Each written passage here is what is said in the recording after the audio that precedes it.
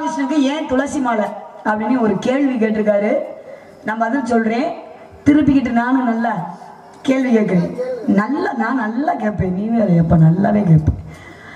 துளசி மாலை ஏன் என்ன காரணம் அப்படின்னாங்க, இந்த பிருந்தை என்று சொல்லுகிற பெண்ணாகப்பட்டவள் யாருடைய மனைவி அப்படின்னா ஜலதாசுரனோட மனைவி.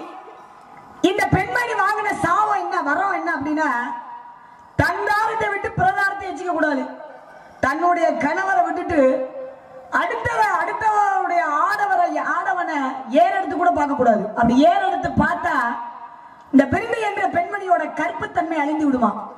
அப்படி அவளுடைய கற்புத்தன்மை அழிந்து விட்டது அப்படின்னா அவளுடைய கணவர் யாருன்னா ஜலந்தராசுரனுடைய உயிர் பிரியுமா அப்படின்ற ஒரு வரம் இந்த அம்மா வாங்கினது. அப்படி இருக்கும் பொழுது இந்த அம்மா என்ன செய்யறாங்க, கடவுளை நோக்கி அதாவது பூஜை பரிகாரம் செஞ்சுக்கிட்டு இருக்காங்க. பூஜை பரிகாரம் செய்யும் பொழுது அப்பதான் அவங்க பாட்டை வர்றாரு நாராயணன்.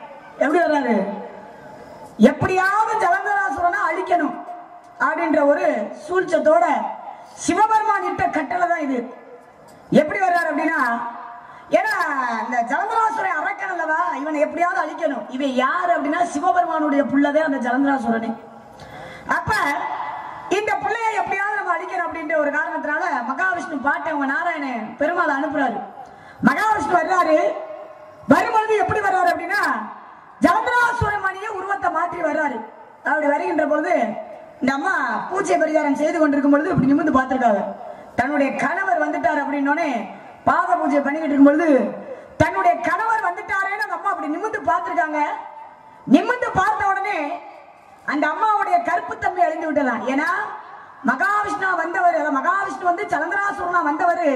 அந்த அம்மா நிமிர்ந்து பார்த்தோடனே அவரே அப்படியே மகாவிஷ்ணு உருவம் மாறிடுச்சு. உருவம் மாறினோட இந்த அம்மா கற்புத்தன்மையும் அழிந்து விட்டது. அழிந்த உடனே அப்படியே ஜலந்தராசுர உயிரும் அங்க பிரிஞ்சிருச்சு. அப்பதான் அந்த அம்மா என்ன செஞ்சிருக்காங்க, தன்னுடைய கற்புத்தன்மை, தன்னுடைய கணவரை விட நம்ம அடுத்தவனை நம்ம ஏறெடுத்து கூட பார்க்க கூடாதே, நம்ம அப்படி பார்த்துட்டோமே, நம்மளுடைய கற்புத்தன்மை அழிந்து விட்டதே, தன்னுடைய கணவருடைய உயிர் இங்க பிரிந்து விட்டதே, இனிமேல் இந்த உயிர் எதுக்கு நம்மளுக்கு அப்படின்னு இந்த அம்மா என்ன செய்யறாங்க, தன்னைத்தானே எரித்து சாம்பல் ஆக்கிறாங்க. யாரு, பிருந்தை என்ற பெண்மணி. அப்ப மகாவிஷ்ணு பாக்குறாரு, நம்ம வந்து தீர்த்து கட்டணும் வந்தது யார, ஜலந்தராசுரன்.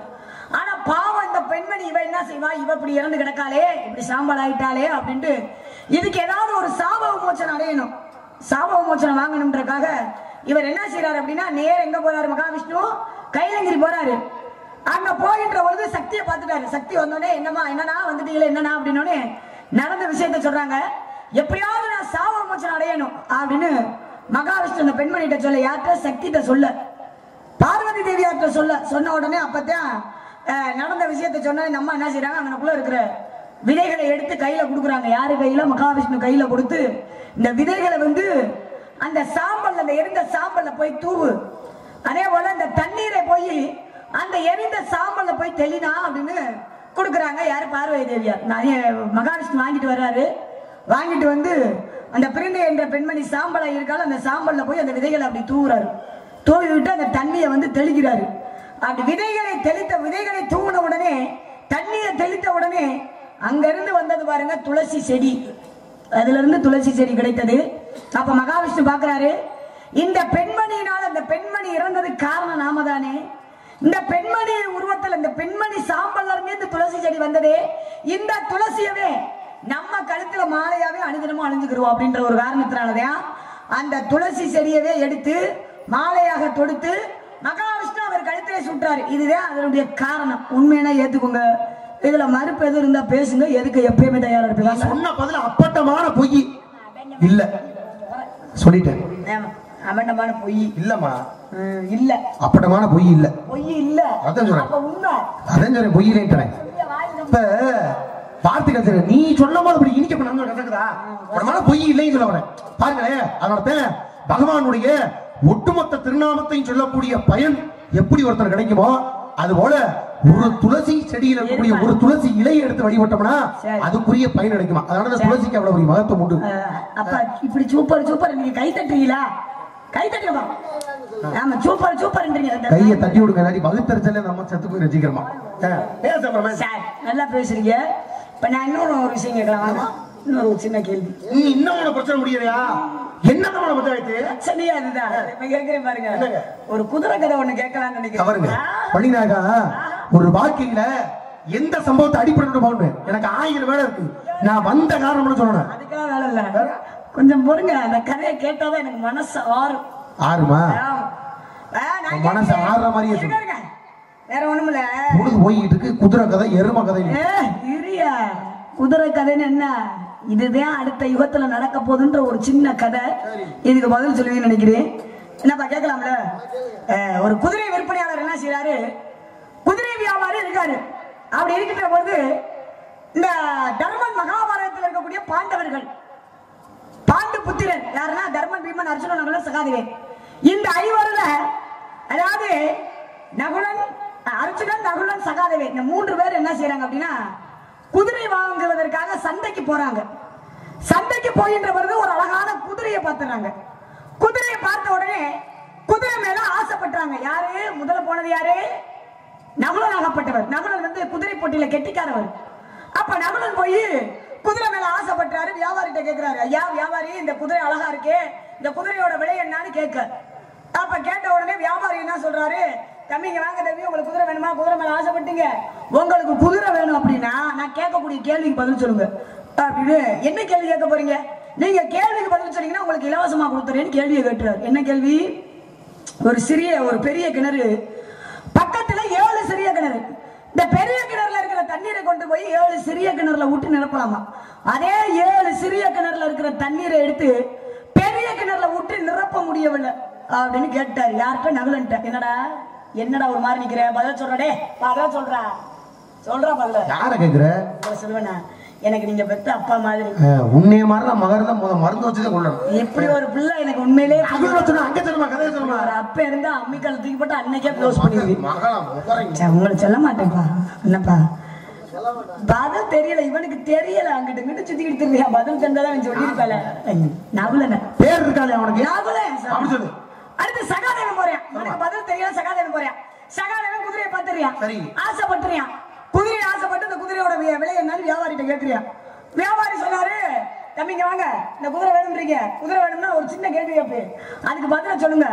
உங்களுக்கு காசு இல்லை, இங்கே வருங்க, இலவசமா ஓசியா வாங்கிட்டு போங்க அப்படின்னு சகாதேவன் சொல்ல. சரி கேள்வியை கேளுங்கன்னு வியாபாரிட்ட சொல்ல. வியாபாரி என்ன கேட்டிருப்பார்? 2வது கேள்வி, இந்த துணி தைக்கக்கூடிய ஊசி இருக்கு பாத்தீங்களா, ஊசியின் துவாரம் இருக்குல்ல, துவார பகுதி, இந்த துவார பகுதியின் வழியாக யானையோட உடம்பு போது, ஆனா வால் பகுதி மட்டும் போக மாட்டேது. ஊசி துணி தைக்கக்கூடிய ஊசியின் அந்த துவாரத்துக்கு வழியாக யானையோட உடம்பு போது, வால் பகுதி மட்டும் போக மாட்டேது. உடம்பே போயிருது, வால் போக மாட்டேதான்.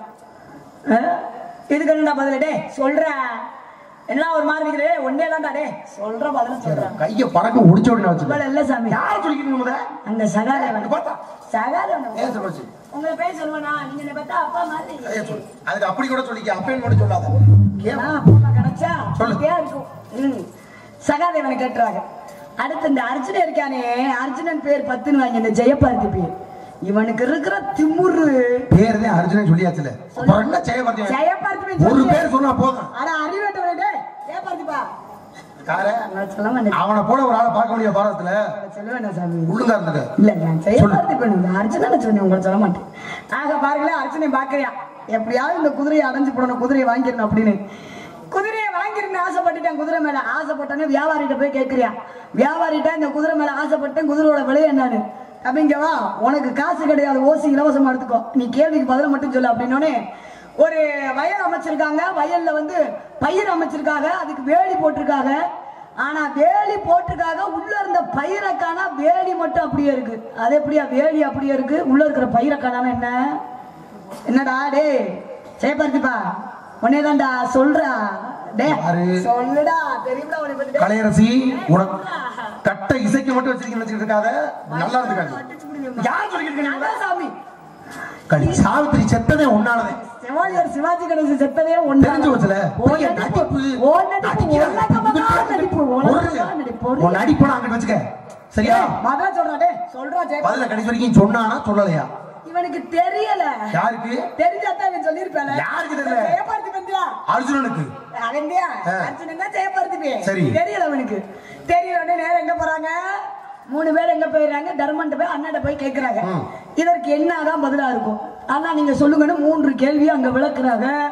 தர்மன் வந்து அடுத்த யுகத்துல இதுதான் நடக்க போகுது அப்படின்னு தர்மன் தர்மரா இருந்து பதில சொல்லியிருக்காரு. எங்க நீங்க சரியான நாரதர் இந்த கேள்விக்கு இந்த 3 கேள்விக்கும் என்ன பதில் சொன்னாரு தர்மே அப்படின்னு நீங்க எங்க விளக்குங்க பார்க்கலாம். வள்ளிநாயகம் நீங்க கேட்ட கேள்வியில ஒண்ணே ஒண்ணு கேட்கலாமா? என்னப்பா? இந்த கேள்விகளுக்கு பதில் சொன்னா அவன் என்ன தரதா சொன்னா? குதிரை. குதிரை தரதா அவன் சொன்னா இலவசமா. கேள்விகளுக்கு பதில் சொன்னா குதிரை தருவதா அவன் சொன்னா. ஆனா நீங்க கேள்விக்கு பதில சொல்லல. அவன் குதிரை மேல அக்கறை இல்லாதவன் பதில சொல்லிக்க மாட்டான். ஆனா நான் அப்படி இல்ல. இந்த குதிரைக்காக நான் எந்த பதிலையும் சொல்லுவேன். வள்ளிநாயகம் நீங்க சொன்னீங்க குட்டி குதிரை வள்ளிநாயகா கதையினுடைய சாராம்சமே குதிரையில ஆரம்பிக்குது. மதுரையில இருந்து உங்களுக்கு குதிரையை பத்தி தெரியாமையா காலங்கள் நடத்த முடியும். ஆக பெருமைகளை பேசுறீங்க. நல்ல ஒரு பேச்சு. ஒருத்தன் மோனானா நகுனே குதிரையை பத்தி நல்லா தெரிஞ்சவன். அப்பா போயிட்டே இருக்க சந்தைக்கல எங்கிட்ட 1000 குதிரையில இந்த குதிரை மட்டும் பார்க்கும்போது கொஞ்சம் லட்சணமா கை கிடக்குமா குட்டி குதிரையா தெரிஞ்சிருக்கு. அப்ப குதிரை வந்து நல்லா தானே இருக்கு. வாழ சட்டமா எவ்வளவு என்ன விலை அப்படின்னு சிரிக்கி ஒன்றான கேட்கறீ விலை மூட்டு அப்படின்னு முதலாளிக்கிட்ட கேட்க முதலாளிக்கான குதிரையை கேட்க முடியும். அவங்க ஒண்ணு குதிரையை விலை கொடுக்கறது இல்ல. கேட்ட கல்விக்கு பதில சொல்லு குதிரையை தரேன். கேள்வியா என்ன ஆக போற? அவன் சொன்னானா ஒரு பெரிய கிணறு 7 சிறிய கிணறு. ஒரு பெரிய கிணறின் தண்ணீரை கொண்டு 7 சிறிய கிணறு நிரப்பலாம். ஆனா 7 சிறிய கிணறின் தண்ணீரை கொண்டு ஒரு பெரிய கிணறுல ஊத்துறோம்னா பெரிய கிணறு நிரம்பல. ஏன் அப்படி கேட்டா இந்த கேள்வி நல்லா கவனிக்கிறேன். பெரிய கிணறுல இருந்து ஊத்துன தண்ணி தான் 7 கிணறுக்கு போயிருக்கு. ஆக 7 கிணறுல இருந்து ஊத்துன தண்ணி பெரிய கிணறுக்கு வந்தா நிரம்பணும்ல. ஏன் நிரம்பல? இங்க இருந்து போன தண்ணி அங்க நிரம்பும் போது மறுபடியும் அங்க இருந்து வந்தா நிரம்பணும். ஏன் நிரம்பல? அதை கேட்டது கிணற்றுக்கா? கிணற்றுக்கு அல்ல. அவன் எது கேட்டா நினைக்கிற? வள்ளிநாயகா ஒவ்வொரு காலகட்டத்திலையும் பெரிய கிணறு என்று சொல்லக்கூடியது பெற்றோர்களை குறிக்கக்கூடியது. 7 சிறிய கிணறு என்பது அவர்கள் பெற்ற பிள்ளைகளை குறிக்கக்கூடியது. அது 7 பிள்ளையோ 8 பிள்ளையோ 10 பிள்ளையோ அது அவன் கணக்கு. ஆக ஒரு பெரிய கிணறு ஒரு பெற்றோர்கள், 7 சிறிய கிணறு அவர்கள் பிள்ளைகளை குறிக்கும். ஒரு பெரிய கிணறின் தண்ணீரை கொண்டு 7 சிறிய கிணறு நிரப்பலாம்னா பெற்றவர்கள் தங்கள் பிள்ளை எத்தனை பேரான சேர்த்தேன் அவங்கள கடைசி காலத்துல ஏதோ ஒரு வழியை காமிச்சு எங்கிட்ட பழச்சுக்கடான்னு ஒரு வழியை காமிச்சிருவாங்க. பெற்றவர்கள் 7 பிள்ளைக்கு ஏதோ ஒரு வழியை காமிச்சு பழச்சுக்கன் வழியை காமிச்சு விட்டுருவாங்க. அதுல ஒரு பெரிய கிணறின் தண்ணீரை கொண்டு 7 சிறிய கிணறை நிரப்பலாம். ஆனால் 7 சிறிய கிணறின் தண்ணீரை கொண்டு பெரிய கிணறு நிரப்ப பிள்ளைனா 7 பிள்ளைகள் இருந்தா கூட 2 தாய் தப்பன ஒரு தாய் தப்பன பார்க்க முடியல, பராமரிக்க முடியல, சரியான முறையில கவனிக்க முடியல. ஒரு ஆள் அங்க சாப்பிடுறேன், ஒரு ஆள் இங்கே சாப்பிடுறேன். என்ன மூத்த மரும வீட்டிலே சாப்பிட்டு இங்கே சாப்பிடும்போது சண்டை வருது. அது நடுமரும சொல்ல ஏன் நம்ம வீட்டுல 3 நாள் சாப்பிட்டா போதுமா, அங்க போய் சாப்பிட மாட்டாரா அப்படின்னு சண்டை சச்சரவு வந்துகிட்டு இருக்கு. பஞ்சாயத்துக்கள் கூடுது. ஆக எவனும் அப்படி போய்கிட்டு இருக்கு. அங்க போய் ஒரு நாள் சாப்பிடுங்க இந்த காலத்துல நடந்துகிட்டு இருக்கு, இன்னமும் நடக்குது. ஆக பிள்ளைகள் 7 பேரா இருந்தாலும் சரியான முறையில பெற்றவர்களை பராமரிக்க முடியல என்ற தத்துவத்தை சொல்வதற்காக ஒரு பெரிய கிணறு தண்ணீரை கொண்டு 7 சிறிய நிரப்பலாம். 7 சிறிய கிணறு தண்ணீரை ஒரு பெரிய கிணறுல ஊத்துறோம்னா பெரிய கிணறு நிரம்பல சொல்லி முடிச்சா. இது முதற்கட்ட கேள்வி, நவீனம் கட்ட கேள்வி. உண்மையா இல்ல பொய்யா? அடுத்து 2வது போனவன் நல்ல பாரம்பரியமிக்க சாஸ்திர கரையில வல்லவன் சகாதவன். ஏன் போனேன் வெறுவெறுன்னு போனேன். போகும்பொழுது அத்தனை குதிரை இருக்கு. அத்தனை குதிரையில நமக்கு ஏதாவது குதிரை நம்மளுக்கு போதுமா அப்படின்னு சுத்தி முத்தி பார்த்தா இப்படி ஒரு குதிரையா? அடேங்கப்பா குதிரை லட்சணமான குதிரை. சாமி சாமினா சாமியார் மாதிரி இருக்கணும். வள்ளிநாயகம் கதையை உரைத்தது தாங்கள். அந்த கதையை மறுபடியும் தங்களிடம் எடுத்து உரைப்பது நான் தவறாக பேசுவேனா? தாங்கள் எனக்கு மகள் மாதிரி முகர மாதிரி பேசுற பேச்சு. ஆக வள்ளிநாயகம் தாங்கள் கவனிக்க வேண்டும். அடுத்த கேள்வி என்ன கேட்டா நினைக்கிறீங்க? வந்தா இந்த கடிதத்தை நல்லா கவனிக்கலாம். ஒரு ஓட்டை தைக்கும் ஊசி வழியை யானை புகுந்தது, யானை ஓட வழியில வாடு ஓட. கொஞ்சமாவது நியாயம் இருக்கா? கேள்வி கேட்கிற சரித்தம்மா. ஒரு யானை ஓட வழியில வாடு ஓடையா, வாடு போன வழியில யானை ஓடைன்னு சொல்லினா கூட இதை கதையை சொல்லலாம். அது என்ன, யானையே போயிருக்கு வாடு மட்டும் போனீங்கன்னா இனி வரக்கூடிய காலகட்டத்துல மிகப்பெரிய அக்கிரமானியா எக்கச்சக்கம் நடக்கும். ஆனா ஒரு சின்ன நல்ல விஷயம் என்பது யானையின் வால் அளவு கூட போக ரொம்ப தடுமாறுது, போக முடியல. ஆக அக்கிர அநியாயம் பெரிய போன காலகட்டத்துல ஒரு சில நல்ல விஷயங்கள் நடப்பது ரொம்ப சிரமமா இருக்குன்னு சொல்லிக்கிட்டு இருக்கான். பூலகத்தில் கிடக்கு. ரோட்ல ஒரு ஆள் வழியில் அடிபட்டு விழுந்தா அடிவட்டவரை சுத்தி 1000 கூட்டம் கொடுத்தே தவிர தூக்கி ஓடுறதுக்கு 2 பேர் வர நாதி இல்ல. அப்படிப்பட்ட சமுதாயத்துல வாழ்ந்துகிட்டு இருக்கா. அதையும் மீறி ஒருத்தர் தூக்கிட்டான்னா நீ எங்க பார்த்த, ஏன் பார்த்த, எப்படி பார்த்த, நீ வர்றதுக்கு நாள் அடிபட்டுச்சா இல்ல நீந்தே அடிச்சியான்னு 1000 கேள்வி. ஆக இப்படி சட்டத்துகள் நடக்குது. இந்த சூட்சமத்தை சொல்வதற்காக யானை போன வழியில வாழ் போக மாட்டதுன்னு சொல்லி தடுமாற்றத்தை, இந்த சமுதாயத்தின் நிலவரத்தை எடுத்து உரைப்பதற்கு கொடுக்கப்பட்ட ஒரு கதை. அதை சொன்ன 2வது கதை. 3வது கதை என்ன கதை? மிகப்பெரிய ஆளு போர்க்கடைகிற தன்னுடைய ஆயுத சக்தியினால வில்லாற்றல பெருக்கெடுத்த மிகப்பெரிய மாவீரன் அர்ஜுனன் செய்ய பார்த்திவன். அப்படிப்பட்ட பார்த்திவன் கூட்டத்துக்குள்ள போறேன். குதிரையை பார்த்தேன், வெளியே கேட்டேன், இல்லப்பா கேள்விக்கு பதில் சொல்லாத்தேன், என்னையா கேள்வி கேட்கிற அப்படின்னு அவன் ஒரு கேள்வியை தொடுத்தான். என்ன கேள்வி? அதுதான் முக்கியமான ஒரு கேள்வி. ஒரு நிலம் இருக்கு, அதுல விவசாயம் பண்ணியிருக்கான், பயிர் மகசூலா இருக்கு. அந்த பயிரை சுத்தி வேலி அமைத்திருக்கிறார்கள். ஆனால் அறுவடை காலத்துல வேலி மட்டும் இருக்கு, பயிரை காணா அப்படின்ற சூட்சமத்தை எதற்காக கேட்டார் என்று சொன்னால், இதில் பயிரும் வேலியும் என்பது பயிரையும் வேலியும் மட்டும் குறிப்பது அல்ல. இதில் பயிர் என்பது மக்களை குறிக்கக்கூடியது. சுற்றி உள்ள வேலி என்பது தனக்கு மேற்பட்ட அதிகாரிகளை குறிக்கக்கூடியது. அதிகாரிகள் தனக்கு தேவையான சத்தை தான் எடுத்துக்கொண்டு மீதியை மக்களுக்கு கொடுத்தால் பயிரும் வளரும், வேலியும் செழிப்பாக இருக்கும். ஆனால் வேலி மட்டுமே அனைத்தையும் உண்டு கொழுத்து தின்று விட்டால் பயிர் வாடி போய்விடும் என்ற தத்துவத்தை, மக்களுக்கு சேர வேண்டிய பொருளை கொடுக்காமல் தடுத்து நிறுத்திவிட்டால் மக்கள் என்று சொல்லக்கூடிய பயிர் வாடி போய்விடும் என்ற தத்துவத்தை எடுத்துரைத்தால் நீ கேட்ட கதைக்கு பதிலை சொல்லி அதை வாங்கினா தெரியல. இந்த பார்த்திவன் அந்த பதில சொன்ன குதிரை தருவியலா மாட்டியலா? ஒரு விளக்கம். துவாபர யுகத்துல பேசிக்கிட்ட கதை தான் நடந்த கதை. அடுத்த கலியுகத்துல இதுதான் நடக்க போகுது அப்படின்ற ஒரு விளக்கத்தை அருமையா கொடுத்தது. நல்ல ஒரு அருமையான விளக்கம். ஏன்னா உண்மையை சொன்னா எதிரியா இருந்தாலும் ஏத்துக்கிறணும், அதான் உண்மை. அருமையான ஒரு விளக்கம். வாங்க சாமி, இப்ப வந்த விஷயத்தை சொல்லுங்க. ஏத்துக்கலாம். நியாயமா இருக்கா? நியாயமான ஒரு இருண்ட வீட்டுக்கு வெளிச்சம் தேவை, வருணத்துக்கு தண்ணீர் தேவை, ஜாடிக்கு மூடி தேவை, குரலுக்கு இனிமை தேவை, குரலுக்கு விளக்கை தேவை. குரு பார்த்தா கோடி நன்மை. குருகுருனே பார்த்தா குருவே குருகுருன்னு பார்த்தா கோடி நன்மை. காமால கண்ணுல பார்த்தோம்னா அந்ததெல்லாம் மஞ்ச காமாலை. குழந்தை 70 குழந்தை 70 பாலுக்கு. உன்ன போல குமரி எழுதானா? குமரி எதுக்கல்வா? ஐயா சொல்லிட்டாரு. அதுக்குதான் அப்படியே மூக்கு செவக்கு தெரியாத மாதிரி இந்த வேலை வச்சுக்கிறாத. கேட்டவன பதில் சொல்லுமா? எதற்காக?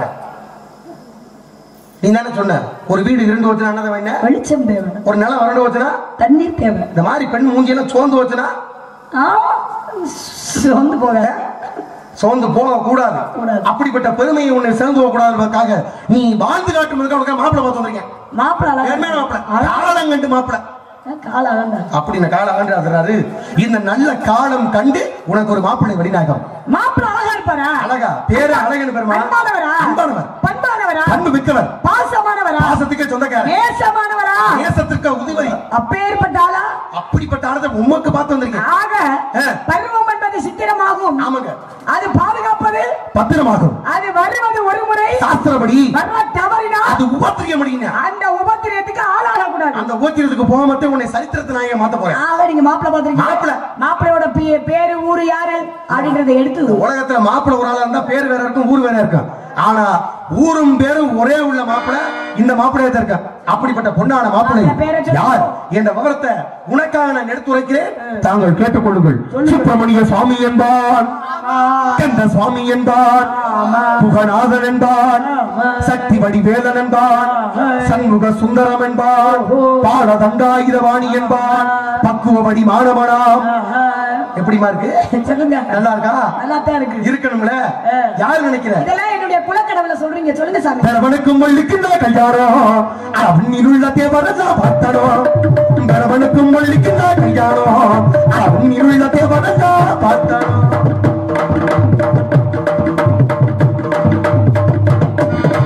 பரவனுக்கும் மல்லிக்கும் கல்யாணம், அவனில் உள்ள தேவரசா பார்த்தடும்.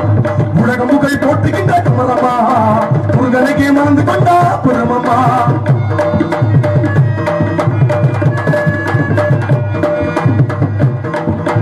உலக முகல் போட்டுகின்ற முருகனத்தான் பாலமா, முருகனுக்கே மறந்து கொண்டா வாழ்க்கை சிறக்குண்டானமா.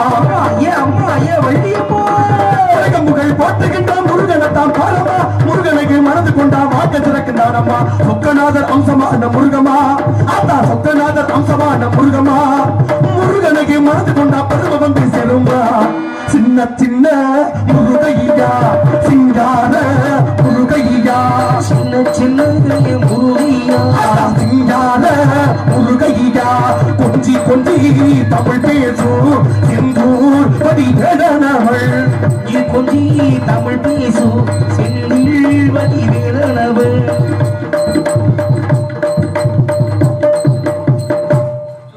எதுக்கு அன்பளிப்பு கொடுக்குறீங்க?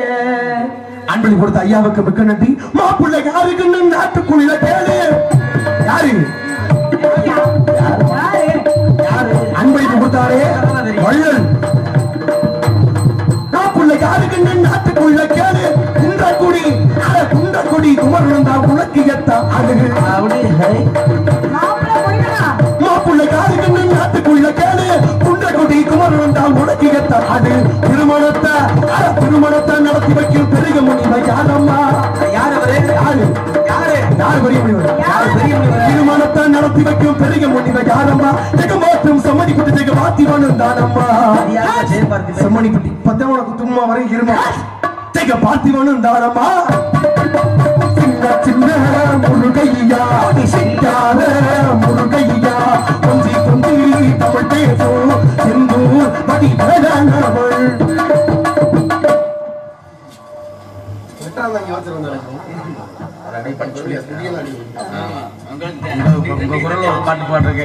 சரி இருக்கட்டும். ஆக எனக்கு ஒரு அன்பளிப்பு சொல்லிக்கிறேன், இருங்கப்பா. சொல்லுடா. வள்ளியாக நடிக்கும் அன்பு சகோதரியின் இனிய குரலாக பாட்டு கேட்க ஆசைதான், எல்லாத்துக்கும் ஆசைதான். பாடுறதுக்கும் கொஞ்சம் சிரமமா தான் இருக்கு. இருந்துட்டாலும் முருகன் மேல ஒரு பக்தி பாடல் கண்டிப்பா நான் பாடுறேன். அருமை நல்ல உள்ளம். அன்பளிப்பு ஆண்டி கவுண்டர் பாறைப்பட்டி. அன்பளிப்பு கொடுத்த அன்பு உள்ளதற்கு நன்றி நன்றி நன்றி. அப்பா வந்து சொல்லிட்டு போயிட்டாரு, அப்பாட்ட நான் சொல்லிட்டேன். ஆமா நன்றிப்பா அப்பா, நன்றிப்பா. அன்பு சகோதரர் பெட்டிக்காரர்கள் சார்பாக பாட சொல்லியிருக்கார்கள். இருந்தாலும் பெருமையை பேசி கிருஷ்ணா ராவராவ் அருமை ஐயா அவர்கள் உள்ளத்தில் நல்ல உள்ளம் என்ற பாடல் கர்ணன் படத்தில் பாடிய பாடலை சீர்காழி கோவிந்தராஜன் அவர்களுடைய பாடல், அந்த பாடலை பாடுபடியும் எனக்காக நாரதராக நடித்த சகோதரருக்கு 100 அன்பளிப்பு செய்து பெருமை சேர்த்துள்ளார். புல்லாங்குழல் கொடுத்த பாடல்கள் பாட சொல்லி கண்டிப்பா அவர்கள் பாடுவான். ஜாலி பாடிட்டு வரேன். எனக்கு அன்பானார்கள் 100 கொடுத்திருக்காங்க. மற்றும் அன்பு சார்ந்தவர்களுக்கு நன்றி நன்றி. வணக்கம். கர்ணனுடைய பாடலாக அந்த பாடலை மாப்பிள்ள முருகன் இருக்கீங்க, மாப்பிள்ள முருகன் இருக்கீங்க. ஆக முருகனை பிடிக்கல, அதனால என்ன நீங்க முருகன் சொல்லியிருக்கீங்க. அதுக்கு ஒரு பாடல் இருங்க. முருகன் மேல ஒரு பக்தி பாடல் பாட சொல்லியிருக்காங்க. ஆமா அப்பா வந்து திருப்பரங்குன்ற பாடல் பாடுங்கன்னு சொல்லிட்டு போயிட்டாரு. நான் சொல்லிட்டு நடந்த விஷயம் என்னன்னு சொல்லி ஆமா அந்த பாடல் நீங்க பாடுங்க தான் சொல்லிட்டு திருப்பரங்குன்றதுக்கா இல்ல இல்ல அந்த பாடல் அதுக்கு முன்னாடி வேற பாடல் சொல்லியிருக்காங்க. சரி இருக்கட்டும். ஆக மாப்பிள்ள முருகன்றீங்க. முருகபெருமானாகப்பட்டவரு நான் அனைவரும் வணங்கக்கூடிய கடவுள். நான் எப்பயுமே கடவுளாக நினைப்பேன். அப்பேற்பட்ட கடவுளையே அந்த திருப்பரங்குன்றம் தென்பரங்குன்றம்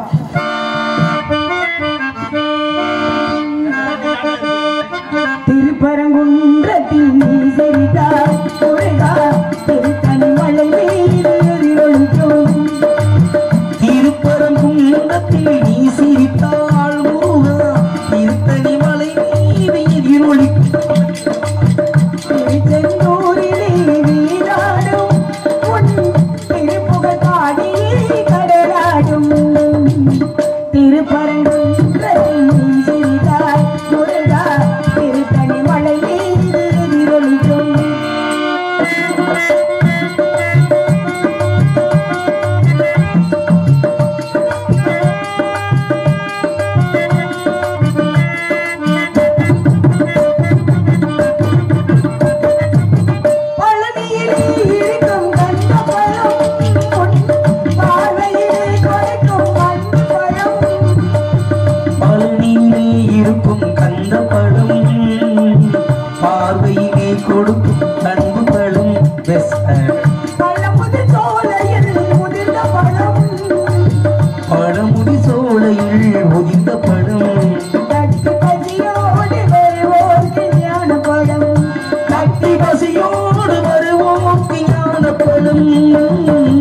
திருப்பரங்குன்றத்தில் நீ சிறிதாய் முருகா திருத்தணி மலை மீது எதிரொலிக்கும்.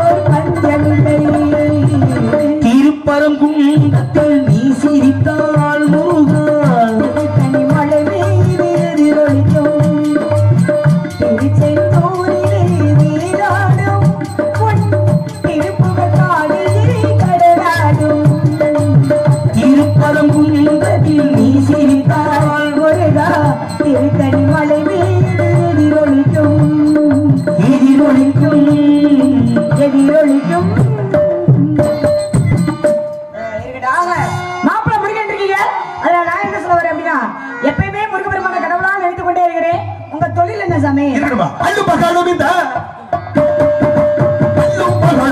அவத்தையை நீ வெறுத்து இந்த அவத்தையை நீ வெறுத்து அவனுக்கு தொலைகிற பாய்சல் கொடுத்து சொல்லும் என்னத்தை கேட்க முடியாதுங்க கூட்டி கூட்டி ஊட்டி கூட்டி கூட்டி சாமி ஊட்டி சாமி கொஞ்ச நாளா பத்தலையே கேக்குறாரு கூட்டி கொடுக்குறாரியா கூட்டி கொடுக்குறாரு கூட்டி இது முடியும் கூட்டி கூட்டி கூட்டி கூட்டி கூட்டி சாமி கூட்டி சாமி கூட்டி கூட்டி கூட்டி ஸ்கூட்டி கூட்டி கூட்டி கூட்டி முடியும் ஓப்பன்ங்க ஸ்கூட்டி கொடுங்க சாமி ஓட மெட்டலாம் வந்து உமக்காங்க கைவரிசை எல்லாரும் எல்லாரும் போய் அதுக்கு யாரை பார்த்து திருட்டு நாள முடியும் அந்த முறை 8 மணிக்கு உன்னை திருட்டு மனசு வைக்கிற நான் இல்ல இது புரோடிப்பான குணமல்ல இது சிப்பலா கட்டிமல்ல வருகை உன திருமணத்துக்குங்கிறத கட்டா வருகை காத்தா வள்ளி நாயகா சொல்லப்பா நேரம் போய்க்கட்டுமா போயிட்டு வாங்க வாங்க நீங்க போங்க லெஃப்ட்ல மாறி போங்க முருகா முருகா முருகா நீங்க எங்க இருக்கீங்க முருகா சீக்கிரம் வாங்க முருகா நான் உங்களை வேண்டாம் வேண்டாம்னு சொன்னாலே வேணும் வேணும் ராக்கெட் ராஜா சுத்திட்டு வந்திருக்கேன் எங்கிட்டு கிடைக்கல ஏ முருகன் வேணும் கனவரா வேணும் குடுக்கணும் முருகா சீக்கிரம் வாங்க முருகா என் கண்கள் வந்து உங்களை வா வா வான்னு வெற்றிவேல் முருகனுக்கு வீரவேல் முருகனுக்கு சட்டிவேல் முருகனுக்கு அரோகரா கண்டனுக்கு கண்டமனுக்கு